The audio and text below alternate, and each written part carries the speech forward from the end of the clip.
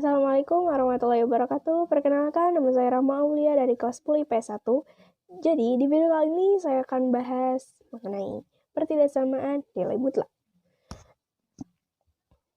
Jadi, apa sih sebenarnya pertidaksamaan nilai mutlak itu? Gampangnya, singkatnya, pertidaksamaan nilai mutlak adalah pertidaksamaan yang melibatkan bentuk nilai mutlak. Untuk menyelesaikan pertidaksamaan ini, kita bisa menggunakan 3 bentuk yang akan saya jabarkan di video kali ini. Oke, langsung masuk ke bentuk pertama. Bentuk pertama itu kita bisa menggunakan sifat nilai mutlak. Kita juga bisa menggunakan, menguadratkan kedua ruas kiri dan kanan. Oke, yang pertama kita pakai sifat nilai mutlak dulu ya. Untuk sifat nilai mutlak kita punya berlawanan gitu, ada 2. Masing-masing berlawanan, jadi ada yang lebih dari, ada yang kurang dari. Oke, A. Kita langsung masuk. Jika mutlak fx kurang dari A, bentar ya, sebelum masuk ke situ, sebentar, kita akan jelaskan dulu fx itu apa, A itu apa. Fx itu fungsi, guys. Saya nggak bisa jelasin maksud exactnya apa, karena mungkin kalian juga nggak akan mudeng. Sama, saya juga nggak mudeng. Tapi yang jelas mungkin kalian sering lihat bentuknya kayak 2x plus 3, 3x min 5, ya kayak gitu-gitulah. Yang kayak gitu-gitu, mungkin gampang ya, ax plus b, ax min b, sama aja lah. Itu fx. A-nya apa? A-nya ini konstanta. Konstanta itu apa? Nggak ngerti. Konstanta itu bilangan. Bilangan yang nggak ada variabelnya. Nggak ada x-nya, nggak ada y-nya, nggak ada a-nya, nggak ada b-nya, nggak ada z-nya, nggak ada. Udah, angka aja. Kayak 5 atau 3 gitu. Atau 12, ya kayak gitulah. Oke, langsung masuk lagi ya ke topik yang tadi. Jika mutlak fx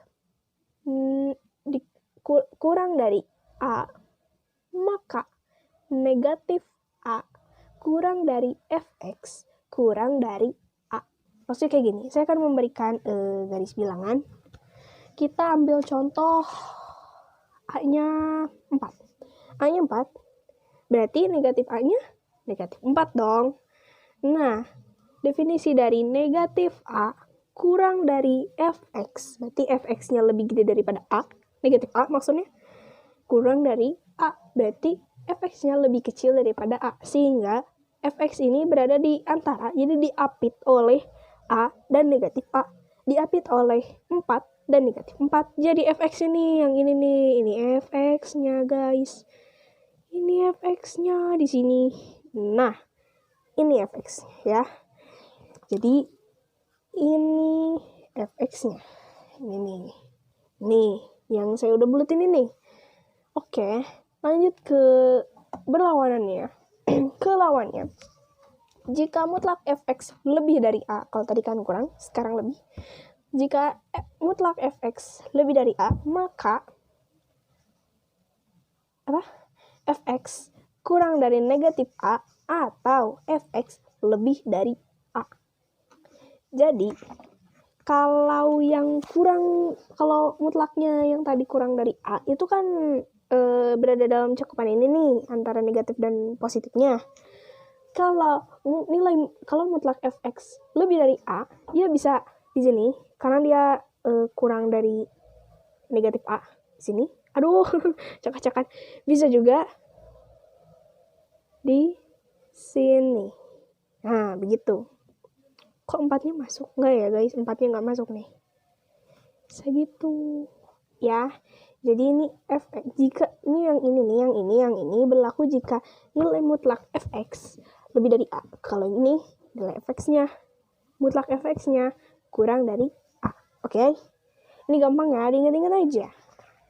Oke, sekarang bagaimana dengan menguadratkan kedua ruas kiri dan kanan? Ini gampang. Jika mutlak fx kurang dari A, maka f kuadrat x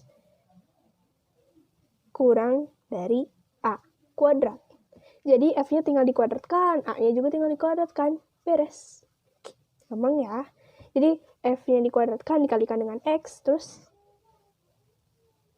ya A-nya juga dikuadratkan gitu. Gampang aja. Untuk kurang dari lebih darinya itu tetap kalau mutlak fx kurang dari a ya tetap kurang dari. Begitupun dengan lebih darinya juga sama. Jadi kalau misalnya mutlak fx lebih dari a, ini sama aja. Jadi f kuadrat x lebih dari a kuadrat. Gitu. Gampang ya. Oke.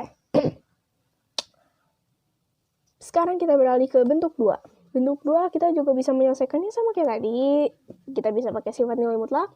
Kita juga bisa menguadratkan kedua ruas kiri dan kanan. Iya, cuma bedanya kalau tadi kita pakai konstanta, pakai A yang tadi konstanta, kalau sekarang kita masih pakai fungsi. Masih pakai fungsi gitu. Iya, jadi oke, untuk yang sifat nilai mutlaknya. Oke, pertama kita pakai sifat nilai mutlaknya. Jika nih A ya. A jika mutlak fx kurang dari gx. Tuh, masih fungsi kan? Kok ini f ini g?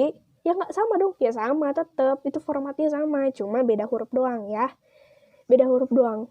Beda huruf bukan berarti beda, tapi tetap sama gitu. Itu tetap sama-sama fungsi, tetap sama-sama. Ya sama lah pokoknya, cuma beda huruf aja. Oke guys, paham ya? Oke, yang A tadi kita ulang lagi. Jika mutlak fx kurang dari gx, maka jadinya gimana? Jadinya fx lebih dari negatif gx atau fx kurang dari gx. Sama aja kayak yang tadi sifat nilai mutlak yang A yang bentuk satu barusan yang diapit di antara nilai negatif dan nilai positifnya itu sama aja. Kalau jadi fx-nya itu terletak di antara nilai positifnya gx dan nilai negatifnya gx gitu. Ya. Nah, sekarang untuk yang opposite-nya gimana? Yang berlawanannya? Yang kalau mutlaknya fx lebih dari gx sama seperti tadi, jadinya fx kurang dari gx fx kurang dari negatif gx atau fx lebih dari gx gitu. Jadi tidak diapit, jadi di luarnya gitu. Jadi kalau positifnya di atasnya gitu, yang negatifnya di bawahnya gitu. Paham ya? Oke. Sekarang kita ke yang menguadratkan kedua ruas kiri dan kanan. Bisa begini, jika mutlak fx kurang dari gx, maka jadinya dia f kuadrat x kurang dari g kuadrat x. Sama aja kayak yang tadi, ya f-nya dikuadratkan, g-nya dikuadratkan, gitu aja guys.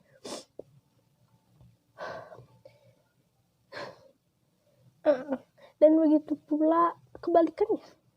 Jika mutlak fx lebih dari gx, maka f kuadrat x lebih dari gx.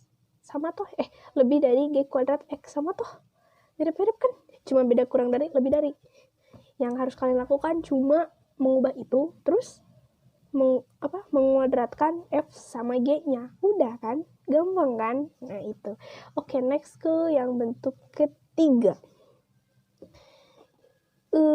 Ini ada dua juga kayak tadi. Opposite ya kan, berlawanan. Oke. A. Jika nilai mutlak fx kurang dari gx, maka gx lebih dari sama dengan 0. Ngerti maksudnya? Jadi gini. Kalau tadi kan gini kan, nilai mutlak fx kurang dari gx sama dengan gx lebih dari atau sama dengan 0. Jadi positif ya, dari 0, 1, 2, 3, 4, 5, 6 gitu. Kayak gitu guys. Jadi opposite nih, jadi agak berlawanan. Jadi kalau kurang dari ya pakainya lebih dari atau sama dengan. Begitupun kebalikannya. Kalau mutlak fx kurang lebih dari gx, maka gx kurang dari atau sama dengan 0. Kayak gitu. Jadi mungkin 0, negatif 1, negatif 2, negatif 3. Kayak gitu. Untuk contoh soal mungkin banyak ya. Saya tidak bisa memberikan karena saya sendiri belum terlalu paham. Mungkin segitu saja. Kalau misalnya ada yang kurang, ada yang kok gitu, salah itu, salah, kan boleh komen di kolom komentar. Kalau kalian suka di like aja, kalau nggak suka karena nggak enak, gak nyaman gitu, dislike aja, nggak apa-apa. Terima kasih sudah menonton video kali ini. Saya harap kalian dapat mengerti apa yang saya katakan. Sekali lagi terima kasih. Assalamualaikum warahmatullahi wabarakatuh.